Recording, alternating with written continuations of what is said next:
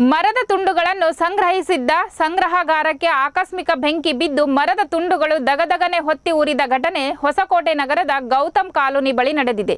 ರಾಷ್ಟ್ರೀಯ ಹೆದ್ದಾರಿ 75ರ ಸರ್ವಿಸ್ ರಸ್ತೆ ಬಳಿ ಇರುವ ಗೌತಮ್ ಕಾಲೋನಿಯಲ್ಲಿ ಇರುವಂತಹ ಮರದ ತುಂಡುಗಳ ಸಂಗ್ರಹಗಾರಕ್ಕೆ ತ್ಯಾಜ್ಯಕ್ಕೆ ಹಾಕಲಾಗಿದ್ದ ಬೆಂಕಿ ಆವರಿಸಿದೆ. ಪರಿಣಾಮ ಸಂಗ್ರಹಾರದಲ್ಲಿದ್ದ ಮರಗಳು ಬೆಂಕಿಯಿಂದ ಹೊತ್ತಿ ಉರಿದಿವೆ. ಈ ವೇಳೆ ಸ್ಥಳೀಯರು ಬೆಂಕಿ ನಂದಿಸುವಲ್ಲಿ ಪ್ರಯತ್ನಿಸಿದ್ದಾರೆ. ಆದರೆ ಅಷ್ಟರೊಳಗೆ ಮರಗಳು ಸಂಪೂರ್ಣ ಸುಟ್ಟು ಕರಕಲಾಗಿವೆ.